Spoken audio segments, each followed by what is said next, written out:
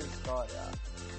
No Foco da História de hoje, o nosso episódio número 2 apresentará um pouco da história da música do Brasil, desde o período colonial até os dias atuais, onde o objetivo do podcast é apresentar um pouco de cada conceito musical, passando da música erudita brasileira à música popular urbana brasileira. Este é o Foco na História.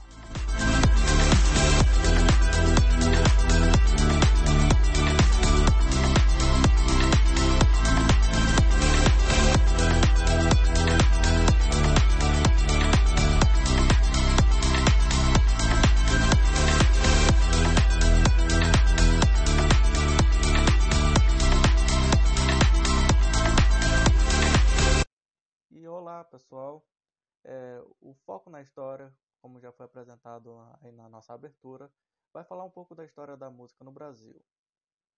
Quando falamos de música, né, principalmente no Brasil, a gente precisa adotar duas ideias, que a música ela está dividida em duas classes, a classe rica do Brasil e a classe mais pobre.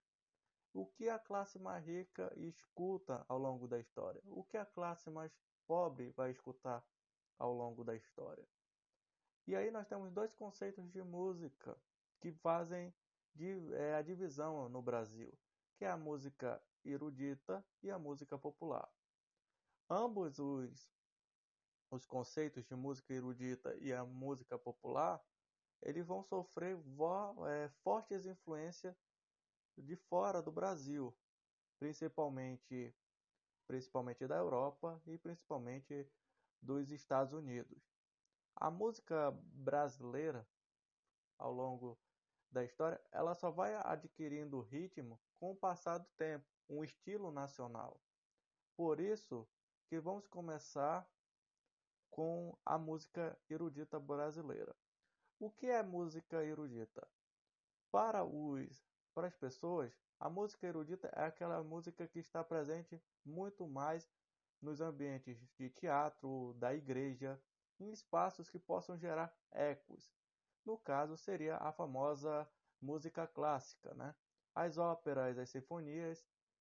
Esse tipo de música, esse estilo de música que está sendo apresentado, ela tem por característica de estar muito presente na elite nacional, na elite brasileira e numa elite intelectual.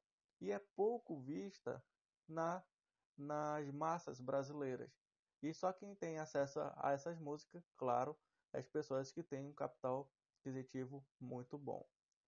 Pois bem, a música erudita brasileira chega ao Brasil no período colonial.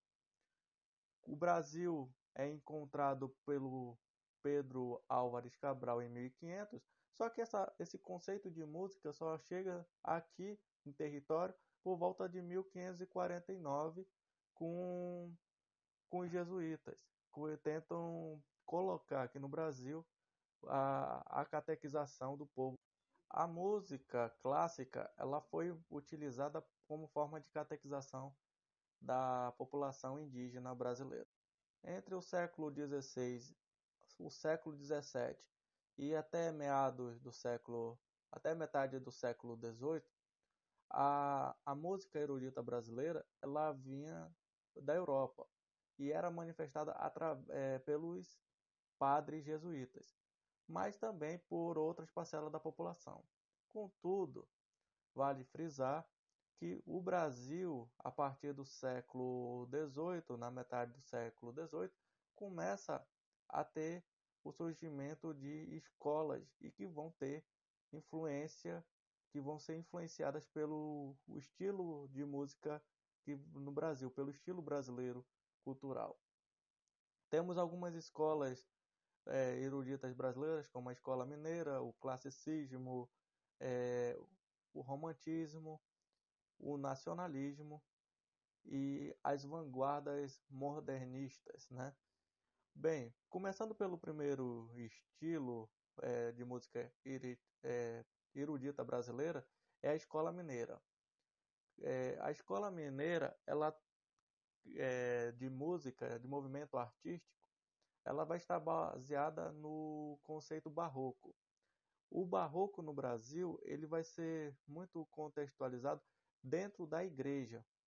E quando esse conceito vem da Europa, ele chega aqui no Brasil, o estado de Minas, vai ser o maior influenciador da música erudita brasileira. Vai começar a criar um estilo nacional, tipo, vai nascer partituras, letras com tons brasileiros, foi escrito por brasileiros. O segundo movimento erudito será o classicismo. O classicismo ele vai acontecer ali por volta do final do período colonial e o classicismo ele vem direto da Europa. A manifestação cultural classicista chega praticamente junto, no mesmo período, com a chegada da corte portuguesa ao Rio de Janeiro. Contextualizando um pouco o período, né? Portugal havia passado por mudanças, a Europa estava passando por mudanças. Na França surge um monarca chamado Napoleão Bonaparte e ele resolve dominar a Europa. Com medo de que Napoleão pudesse chegar a Portugal, o rei Dom João VI ele resolve se mudar para o Brasil, fugir do possível invasão napoleônica lá em Portugal. Então ele foge para o Brasil. Quando ele chega aqui no Brasil, ele estabelece um monte de coisas. Ele cria um banco nacional, ele cria uma casa do Tesouro Nacional, ele organiza o Rio de Janeiro, ele organiza a capital da Corte Real nesse período. Mas além dessas mudanças, ele também traz consigo da Europa conceitos classicistas de música clássica. O Brasil vai ser influenciado por, por nada mais, nada menos cantores como Mozart, Beethoven, a Haydn, que são compositores, que são são maestros, são sinfonistas que vai ser a base da nossa construção musical nacional no período aí do rei Dom João VI, quando se estabelece no Brasil. Um dos grandes musicistas brasileiros será o padre José Maurício. Para você ver que o classicismo ele vai ter uma influência de Mozart, mas no Brasil ainda mantém a figura do padre presente. Uma das músicas mais conhecidas do padre José Maurício é o Moteto Domine Jesus, uma música que nasceu no Brasil, foi construída no Brasil no período do colônia, em transição com o Império, e que vem com o objetivo de homenagear o rei Dom João VI, né? Com a saída de Dom João VI em 1821, que tinha que voltar para Portugal, porque o rei Napoleão Bonaparte morre, entrega o cargo, o rei ele é solicitado a voltar. E Dom João VI, ao voltar, deixa no seu lugar o príncipe Dom Pedro I. Dom Pedro I, para a história do Brasil, já é muito evidente, ele acaba declarando a independência do Brasil. É um marco, é um sujeito histórico que acaba construindo a independência do Brasil. E também nesse período surge também na Europa o conceito do romantismo. Só que aqui no Brasil, o romantismo ele será voltado para as músicas também, para as construções e as composições. Então, por exemplo, o maior exemplo de música que vem com o teor romântico, do romantismo, é o próprio hino nacional brasileiro. Quando vocês botam para escutar que esse hino, você percebe que ele tem um tom praticamente romântico por detrás. Ele não tem guerra, ele não tem destruição, ele valoriza a natureza. O romantismo na literatura, ele vai, ele vai exaltar a beleza, o amor e as coisas que tem por todo o lado. No Brasil vai existir um movimento de romantismo que é o romantismo indigenista, que vai construir coisas relacionadas ao ambiente indígena, vai construir ao índio, né? Vai falar do amor entre um índio e uma europeia, e entre um índio e uma mulher da cidade, enfim. E o romantismo vai ser colocado nos cânticos das óperas e das sinfonias que existem que existe no Brasil. Do outro o conceito, nós temos o nacionalismo. O nacionalismo ele já vai ser um conceito nacional exclusivo do Brasil. O nacionalismo ele vem da Europa, essa ideia de nacionalismo, só que aqui no Brasil eles esquecem um pouco do, da Europa e constrói uma sinfonia brasileira, exclusiva para o Brasil. Uma das obras brasileiras é a ópera Guarani, que representa muito essa ideia do nacionalismo brasileiro. E aí nós temos, além do... E quem foi que compôs essa obra foi o Carlos Gomes. O Carlos Gomes ele aproveita também e constrói outras obras envolvendo o folclore nacional, né? E entre outros elementos. Além de Carlos Gomes, né, e isso já pelo final do Império, começa a nascer outro ritmo. Já no período republicano, o nacionalismo ele vai ganhando forças.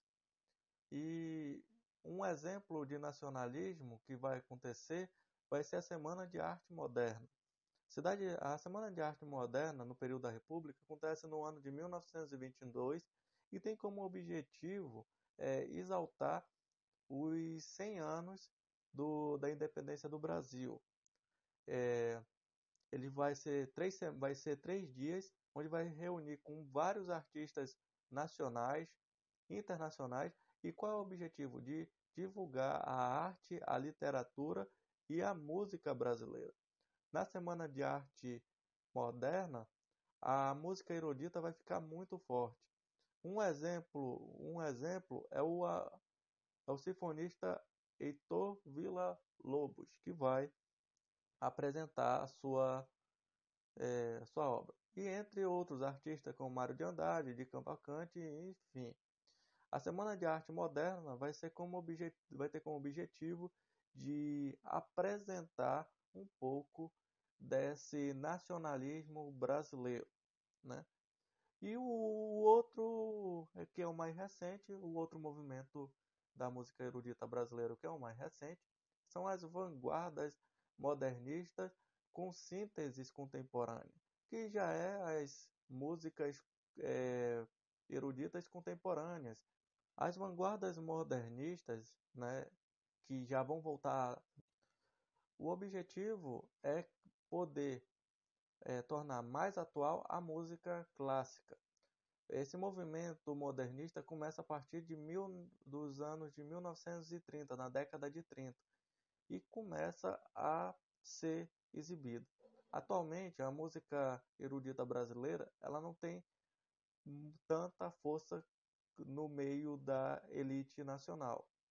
Contudo, ela ainda é apreciada e todo mundo hoje pode ouvir música clássica. E no Brasil ainda temos é, orquestras, como a Orquestra Sinfônica Brasileira, a Orquestra Sinfônica da USP do Paraná e, claro, em todo o Brasil nós temos aí as suas orquestras sendo representadas. Atualmente, o maior representante desse conceito de música erudita, né, de música clássica brasileira, é o maestro Carlos Martins, que vem divulgando a música clássica brasileira para fora e também aqui dentro.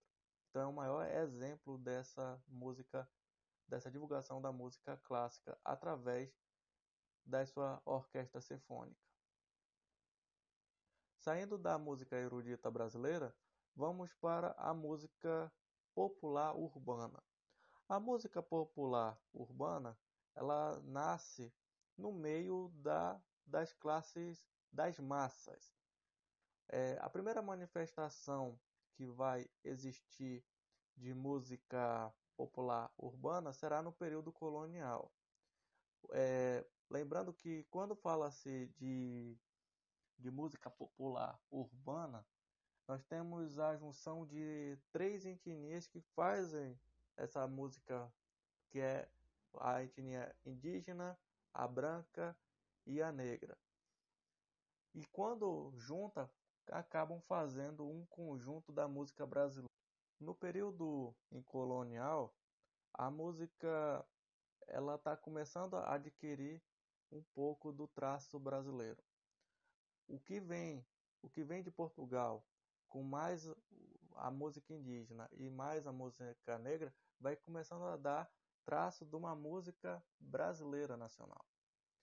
O negro traz contigo é, coisas como o ludum, a modinha, modinhas, é, ba, é, batuques, entre outras coisas. O índio traz consigo o cântico, a Europa traz contigo mais os gostos populares, a harpa, a corneta, o trombone, e vai fazendo com que essas músicas acabem se tornando, se misturando.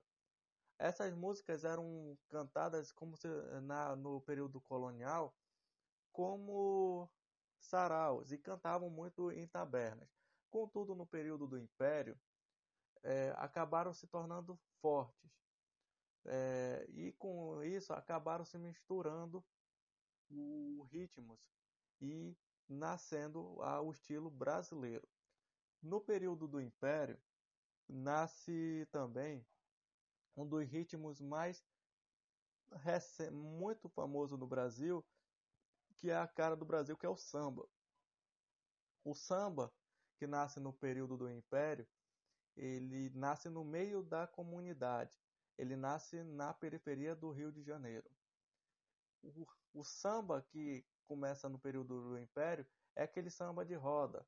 É o samba que do final de semana, onde as pessoas se reúnem e começam a cantar, começam a batucar, começam a dançar. O primeiro império traz, traz para dentro dessa cultura do samba a cultura europeia, com a valsa, que é a dança, o tango, e enfim. E aí acaba fazendo a construção da, da cultura brasileira do samba.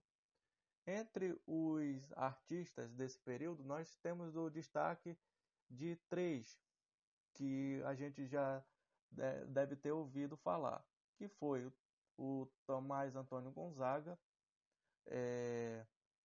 Pixinguinha e Chiquinha Gonzaga.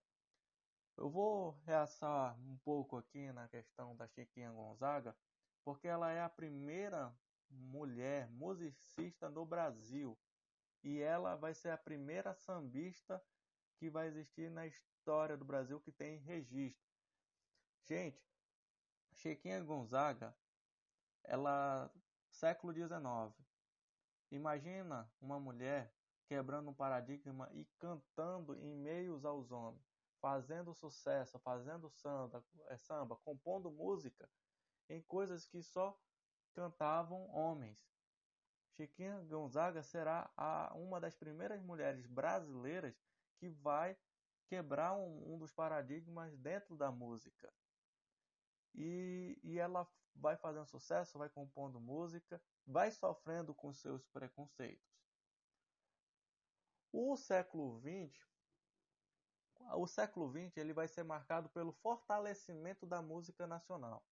O samba que começou lá no período do Império, com os batuques, com o toque, ele vai começar ganhando letra. O século XX, principalmente a primeira metade, vai ser o auge do samba brasileiro. Vai ser o auge da cultura brasileira, principalmente da música. O Brasil vai ser representado lá fora por grandes personalidades. Mas uma mulher que não era brasileira, mas que representou a música brasileira, foi Carmen Miranda. Portuguesa, filha de portuguesas, nascida em Portugal, veio para o Brasil jovem e começou a divulgar o Brasil. Carmen Miranda é o maior exemplo de divulgação da música no Brasil, lá fora. Quando lá fora já estava nascendo televisão, o rádio já nos Estados Unidos, que no Brasil o rádio estava se instalando. Carmen Miranda traz, com o nascimento da Rádio Nacional em 30, no final dos anos 30, o samba começou a ficar mais divulgado. E os ritmos musicais, o samba da década de 10, de 20, de 30, ele tem como objetivo de divulgar a imagem da periferia do Rio de Janeiro, da periferia das grandes capitais. Os primeiros sambas que eram tocados, cantados, eles tinham como objetivo de exaltar a imagem da favela, a imagem do Rio de Janeiro. Contudo, a partir da década de 10 também, surgiu também os sambas protestos. O que são os sambas protestos? Quando não concordam com o sistema de governo e criticam. Então, por exemplo, tinha artistas de samba que criticava o governo, criticava a sua vida, criticavam como moravam. No período das revoltas da vacina e da revolta da política do bota abaixo, esse samba ele foi colocado com o objetivo de divulgar a revolta da população contra o governo nas políticas sanitaristas de Ernesto Cruz, da política da vacina e também da política do bota abaixo. Falando da política do bota abaixo, o bota abaixo foi um objetivo de transformar o Rio de Janeiro em uma cidade bonita, né? O Rio de Janeiro antes era uma cidade feia e o governo republicano acabou reformando o Rio de Janeiro. Contudo, acabou com o quê? Acabou com aquelas casas que eram consideradas eram ruins. Então, derrubaram casa de madeira, casa de barro e a população tinha plano para ir para onde? Para lugar nenhum.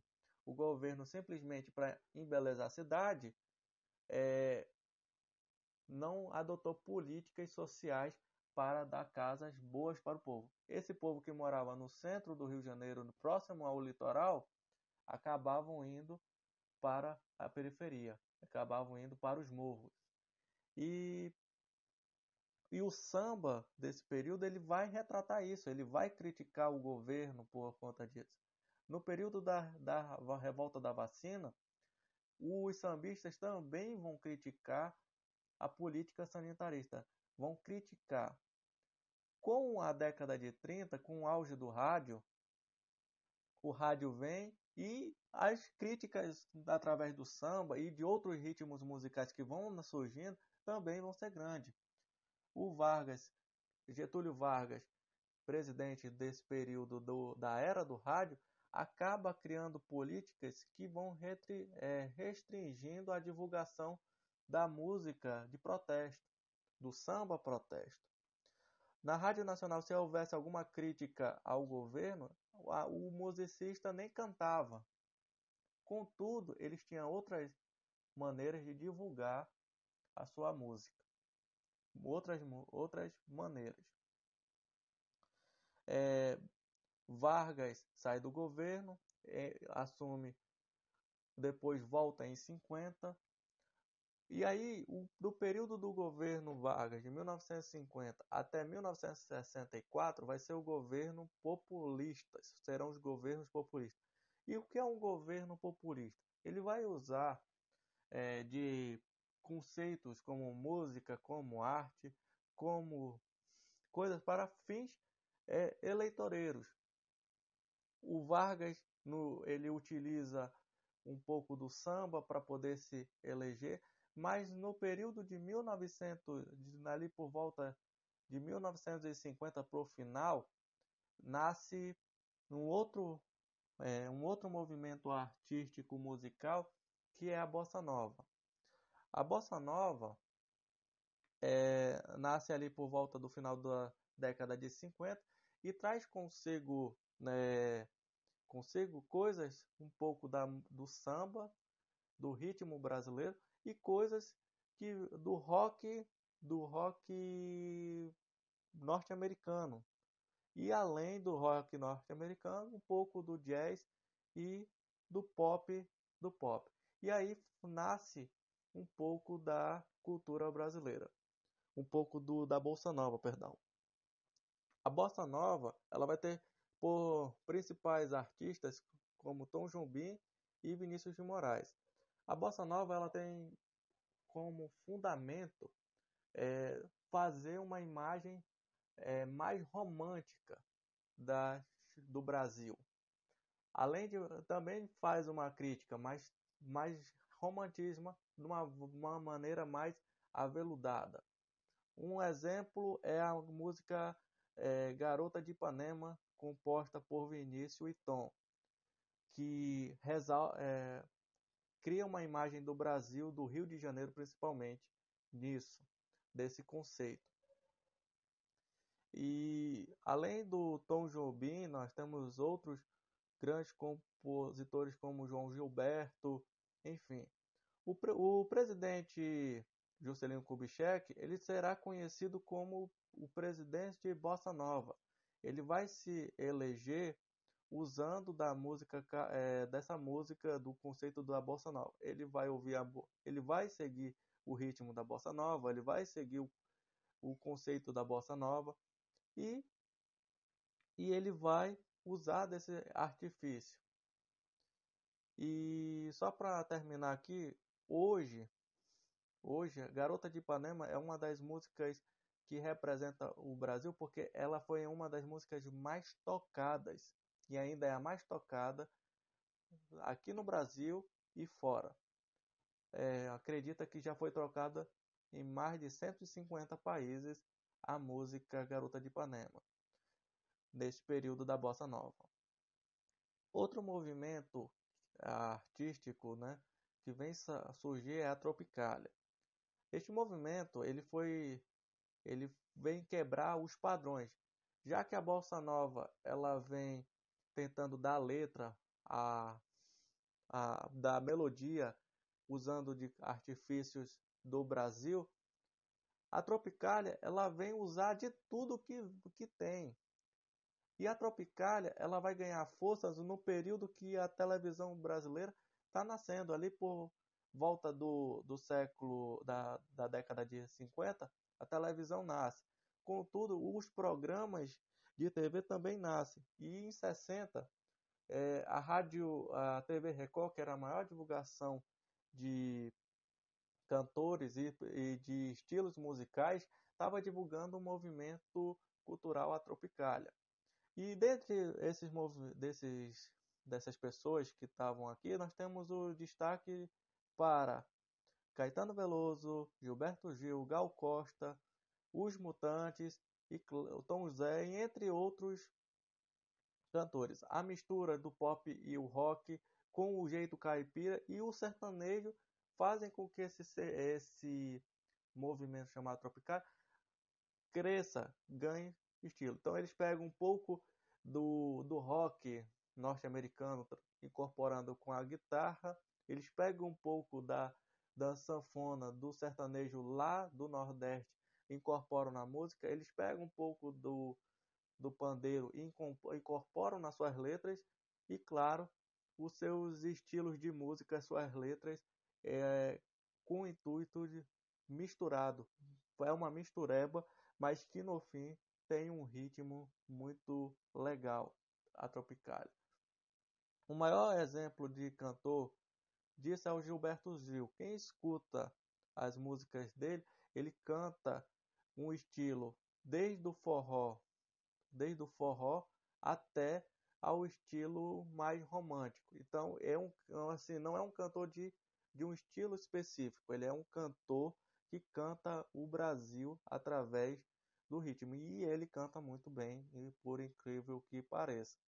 E o movimento Tropicália, ele também tem como o objetivo apresentar o seguinte conceito de que nós, da Tropicália, nós não ligamos para estéticas, nós não ligamos para beleza. Para nós, a música ela tem que ser cantada. E aí a Tropicália ela faz esse sentido da música, tipo, não tem uma letra, tipo, tem letra, mas não tem nexo que algumas pessoas falam. Qual é o objetivo do Caetano Veloso cantar aquela música Eu tomo uma Coca-Cola e ela pensa em casamento e do nada começa a música a modificar? É porque não segue um ritmo diferente da bossa nova, que, por exemplo, exalta a beleza do Rio de Janeiro, canta a mulher brasileira, é, tem uma letra, tem uma melodia que, que eles seguem com um pouco do jazz, um pouco dos conceitos do rock, um pouco do samba, mas tem um ritmo. A Tropicália, não. A Tropicália, ele já faz um estilo diferente. Então é um estilo meio desorganizado, mas que é para divulgar o movimento. Outro movimento, outro estilo musical que nasce no Brasil também é o movimento da Jovem Guarda. A Jovem Guarda, ela nasce na década de 60. Ela tem como objetivo trazer um pouco do rock e, claro, criar uma junção de cantores. A Jovem Guarda, ela tem esse nome graças a um programa que é criado na TV Record, que vem com o objetivo de divulgar os atores, dos cantores, e a Jovem Guarda ela vai estar entre um período onde está o momento da ditadura brasileira, tá? Da ditadura militar brasileira, onde acontece a queda do governo do João Goulart. Então é um movimento que ele está ali no processo de transição. Voltando um pouco para a Tropicália era um movimento que era nessa questão era desorganizado, não tinha muito organização, mas era um movimento que ele criticava, ele fazia também críticas. Então, por exemplo, Caetano, Gilberto e entre outros compositores, e a Tropicália teve fim por conta da sua menção, né, por suas ideias que eram manifestadas. Já a Jovem Guarda, o movimento não teve tanta crítica. O que eles apresentaram foram muita moda. Então, o movimento da Jovem Guarda, eram músicas curtas e com um tom da população decorar. Diferente da Tropicália e da Bossa Nova, que eram músicas mais estendidas e com letras que praticamente eram poesias, e na Tropicália tinha essa questão dessa desorganização, mas que eram músicas com letras, na Jovem Guarda não. Jovem Guarda as músicas praticamente eram reduzidas, né, para fins de decorar. Um dos grandes Uma das grandes personalidades do movimento Jovem Guarda foi o Roberto Carlos. Entre outro temos o Erasmo e também temos a Wanderleia. Erasmo, Roberto e Wanderleia foram os apresentadores do programa Jovem Guarda. E com eles trouxeram para o programa, entre outros compositores, entre outros cantores, como Rony Von, Eduardo Araújo, Wanderlei Cardoso, Gerry Adriane, e eles divulgaram um pouco das suas músicas. E as músicas do período era com a entonação voltada um pouco para o rock and roll norte-americano e principalmente o rock and roll britânico. A maioria das roupas dos músicos da Jovem Guarda era estilo Beatles. Então os Beatles influenciaram muito na música do período da Jovem Guarda, do movimento Jovem Guarda. E o movimento Jovem Guarda, né, tinha por objetivo agitar bailes, festas e com o intuito de fazer com que o povo dançasse. Divulgava amor, traições, alegrias e entre outros. Outro movimento que vai ser forte no Brasil será o rock. O rock vai ter sua maior expressividade no Brasil, o rock nacional, a partir da década de 80, praticamente ali em meados da década de 80. O rock nacional ele vem com o intuito de criticar a sociedade brasileira, de criticar o governo. E o rock nacional ele será criado praticamente por bandas, é, e a maioria dessas bandas vinham de universidade e estavam vendo a realidade do Brasil. Exemplos de banda, por exemplo, Legião Urbana, Paralamas do Sucesso, Engenheiros do Havaí, construíram um conceito de, de música nacional, conceito de rock. Outros compositores também desse período, como Cazuza, o Frejá, o Renato Russo, quando ele sai do Legião, Kid Abelha, enfim, a Léo Jaime, esse pessoal, ele vai divulgar o rock. Vai existir o rock romântico, vai ser o rock crítico, ele vai existir o rock, aquele rock que vai gritar, que é o rock metaleiro. Qual é o objetivo? O rock punk, enfim, o movimento rock, do rock nacional, ele vai ter com esse objetivo de divulgar através do som da guitarra, da bateria, o que eles estão pensando. Criticar a sociedade, fazer declaração de amor, enfim, um monte de coisa, um monte de construção social. O rock nacional ele vem para modificar. Lembram que o rock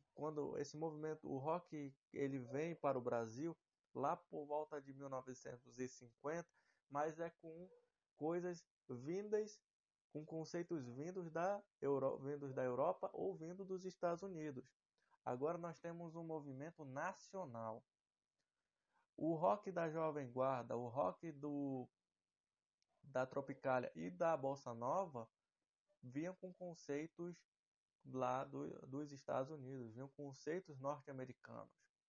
Tipo da Bossa Nova, vinha com o jazz do Frank Sinatra influenciando dentro da cultura brasileira e acabou divulgando a música nacional do período da Bossa Nova. Na Jovem Guarda com os Beatles, mas aqui no Brasil o rock nacional ele vai ser extremamente nacional, vai ser com o objetivo de de criar uma cultura do rock aqui no Brasil. Os outros movimentos que vão nascendo pós o rock nacional é o sertanejo. Na verdade, o movimento musical sertanejo ele já existe. Em relatos, ele surge lá por volta do século XIX, lá no período, no Nordeste.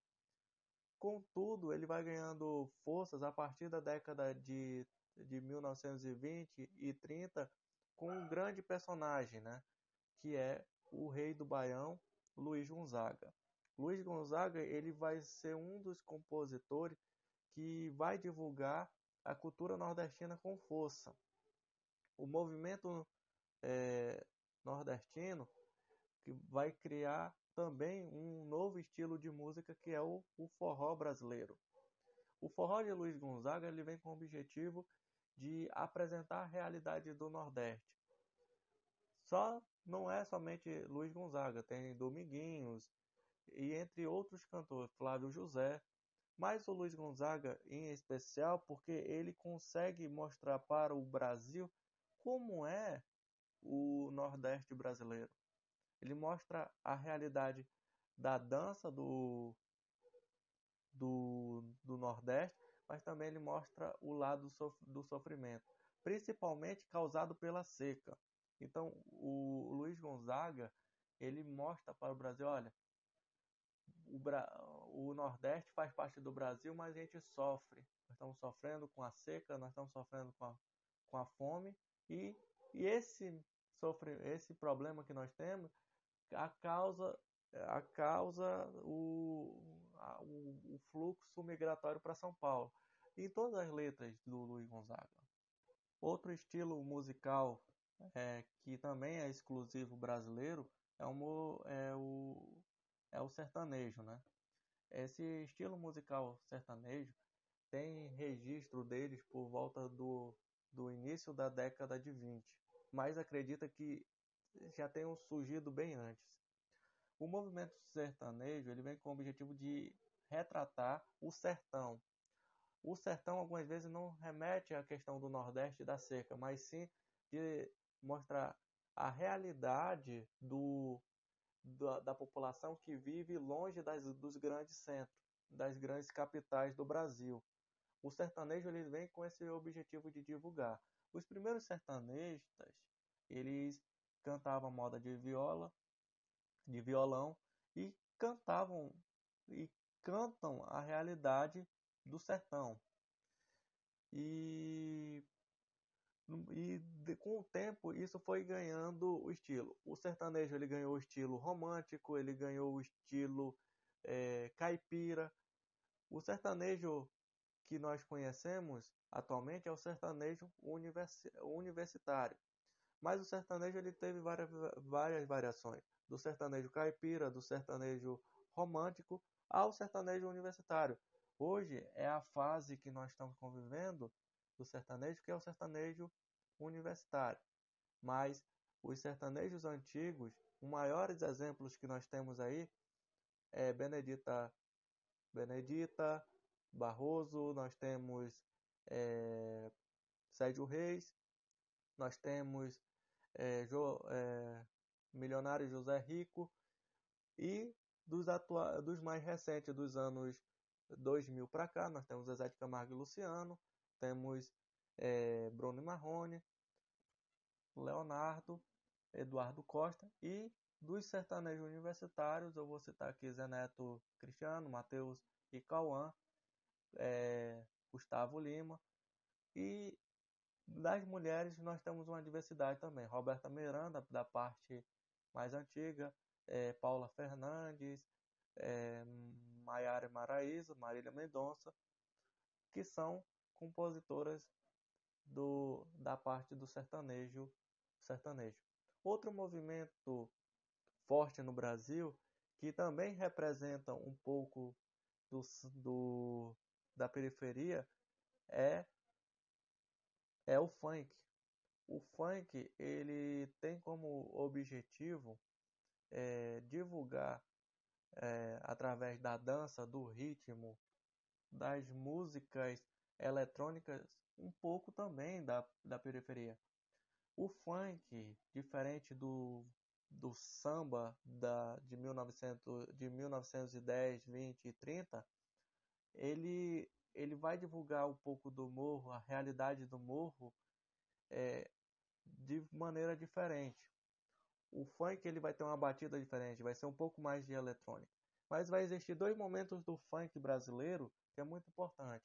É o funk do período de 1990 até meados de 2005 a 2006 e tem o samba de 2007 para os dias atuais. O samba de 1990 até 2006 ele faz uma crítica à realidade que os morros cariocas, aos morros paulistas estão enfrentando. Tipo, se você for pegar a música da Cidade de Deus, é, é uma crítica social, o funk é uma crítica social. Claro, o funk dos dias atuais, hoje ele está mais, como fala, mais dançante. Ele está mais, mas também ele faz uma crítica algumas das vezes. E, enfim, este movimento, o funk, ele está presente aos dias atuais, como todos os outros ritmos, né? Como o ritmo do samba, como o ritmo do sertanejo, do forró, como o da bossa nova, como o da MPB. Todos esses movimentos, ao longo da história, eles só foram passando por modificações. Atualmente, a música, quando ela está sendo composta, ela tem um grau de preocupação. Diferentemente do período das décadas de 10, de 20, de 30, quando um samba era composto, que algumas vezes tinha palavrões e tinha palavras de baixo calão que criticavam mesmo a sociedade. Atualmente, hoje, as letras elas não têm tanto coisa de baixo calão. Alguns ritmos, como o rap, o hip hop, até mesmo o funk, e até alguns sertanejos e, enfim, eles ainda utilizam alguns palavrões, alguns termos de baixo calão, mas alguns é para fins de diversão, outros para fins de crítica.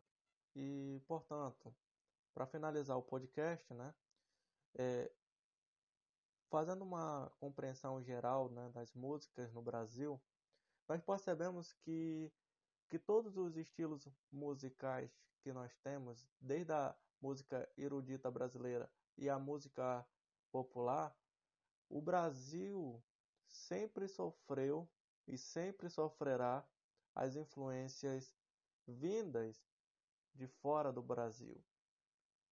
Do período colonial, como já foi feito, do período colonial ao Império, à República, pegando dos aspectos da música erudita, da música clássica, nós sofremos uma influência muito grande das vanguardas europeias, dos conceitos europeus aqui dentro, da divulgação, entre as coisas. Contudo, nós podemos perceber que todos os movimentos que vai ter no Brasil, desde a escola mineira, passando pelo classicismo, romantismo e o nacionalismo, nós teremos no Brasil uma influência muito grande da Europa. Mesmo que a gente crie uma música exclusiva do Brasil, a gente vai ter uma influência muito grande na parte da música erudita brasileira. Na parte da música popular, urbana, e nós já teremos pouca influência, né? Pouca. Primeiramente, a nossa cultura, como já foi apresentada, ela é miscigenada na questão da música popular. Nós adotamos é, ritmos próprios nossos. Nossa música popular das massas praticamente foi construída com essa miscigenação cultural envolvendo as três grandes culturas que habitaram aqui no Brasil: a europeia, a cultura indígena e a cultura africana. E, e nós conseguimos, mesmo tendo influências de europeias externas, nós conseguimos fazer com que a nossa música pudesse ganhar ritmo e ganhar fama. No período, né, no século passado, no século XX, nós tivemos a primeira musicista brasileira cantando fora do Brasil, que foi Carmen Miranda. Isso é o maior passo que temos. Carmen Miranda, só para termos de história, ela não era brasileira, nascida no Brasil, ela era portuguesa. Mas ela conseguiu divulgar a música brasileira, conseguiu divulgar o estilo musical brasileiro. A Carmen Miranda teve participações de filme da Disney. Tivemos é, personagens exclusivos brasileiros cantando músicas que foram compostas por Carmen Miranda com fins de divulgar o Brasil. Tivemos uma música que hoje é a cara do Brasil, que é a Garota de Ipanema, composta por Tom Jobim e Vinícius de Moraes. Isso é o maior feito que nós temos na nossa atualidade, na nossa música. Não além dessa música do Tom Jobim também. Na questão do sertanejo, da questão do forró de Luiz Gonzaga, nós temos a triste partida, a música Asa Branca, que também foi uma música tocada fora do Brasil, que retratou a imagem do Brasil. Porque se você for pegar a música do Tom Jobim e a música Asa Branca, nós temos duas realidades do Brasil. Na parte urbana, nós temos a garota de Ipanema que está desfilando por Copacabana, tá? Por Ipanema, perdão. Está sendo passando com a sua roupa, com o seu biquíni. Mas do outro lado do Brasil, nós temos o Nordeste, principalmente da região do árido, ali do sertão, que está passando por seca, por fome. E muitas pessoas que vivem dali estão procurando novo caminho para onde? Para São Paulo, uma nova migração para São Paulo. Então, quando nós pegamos essas duas músicas que foram compostas para praticamente no mesmo período, nós temos uma disparidade na questão da música brasileira. O movimento Jovem Guarda, ele praticamente foi um movimento que ficou cantando para a gente ter música no Brasil. Não houve protesto que nem a Tropicália, até membros da Bossa Nova também fizeram, o do samba. Mas o movimento Jovem Guarda, ele trouxe para nós no período um momento de paz, dizendo que trouxe festa, trouxe um estilo de roupa, de vestimento, a moda do cabelo grande. Então, o movimento Jovem Guarda também não foi de muito ruim. Pelo contrário, ele foi fundamental para o nascimento de músicas que a gente conhece atualmente, de compositores que a gente conhece atualmente. O rock nacional, ele conseguiu quebrar um paradigma muito impressionante. O movimento, os personagens, ele acabou com aquele rock que a gente vinha sobre aquela influência norte-americana. Desde 1950, o rock nacional conseguiu provar para todo mundo. Se os Estados Unidos e a Inglaterra têm música local, por que o Brasil não tem um rock nacional? Por que o Brasil ele não pode ter um rock nacional? As bandas, os compositores, os cantores desse movimento, eles conseguiram provar para a sociedade que o Brasil pode ter uma música popular urbana do rock para todo mundo ouvir. Palmas para a Legião Urbana, palmas para o Paralamas do Sucesso, para o Cazuza, enfim, para todos os compositores do período do rock, porque eles conseguiram quebrar um paradigma que vinha desde desde a Bossa Nova, passando pela Tropicália, passando pela Jovem Guarda, e o rock nacional ele conseguiu fazer isso. O rock nacional ele quebrou todos os paradigmas, ele o movimento do rock nacional ele conseguiu fazer com que o rock pudesse ser cantado no estilo romântico, até do ritmo de protesto da sociedade. Então, aplausos ao movimento do rock nacional. E aos demais movimentos que vão surgindo aí, como o sertanejo, que, como já falei, já é um ritmo muito antigo, também não pode ser esquecido. Ele foi fundamental para a história. Ele é fundamental para a história.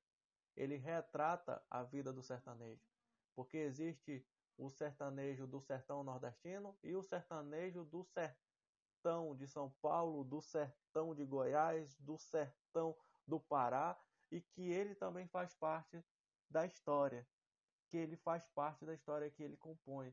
Ele sofre de amor, só que o seu sofrimento é diferente do sofrimento da pessoa da parte urbana. E claro, não podemos esquecer do funk. Este movimento, ele tem como intuito de mostrar que no morro tem ritmo, no morro carioca, na periferia carioca de São Paulo, de Minas, de qualquer local, nós temos ritmos que dá para dançar. Não somente para sambar, nós temos ritmo, nós podemos criticar. E claro, para finalizar, se eu esqueci de outro movimento, é porque são vários movimentos que acontecem no Brasil. São vários. Se for contar a história, esse podcast aqui vai virar horas e a gente só tem um tempo bastante reduzido. Então, pessoal, é isso. Isso é um pouco da história da música brasileira. Quando vocês começarem a ouvir alguma música, alguma letra, eu espero que esse podcast possa ajudar um pouco na questão da história. Quando tocar um estilo do período da Bossa Nova, como é o caso da Garota de Ipanema, vocês já vão ter um referencial, eu espero que ajudem. Quando cantar um ritmo do Nordeste, principalmente na voz do Luiz Gonzaga ou de outro compositor também, e o rock nacional e tudo. É isso, pessoal.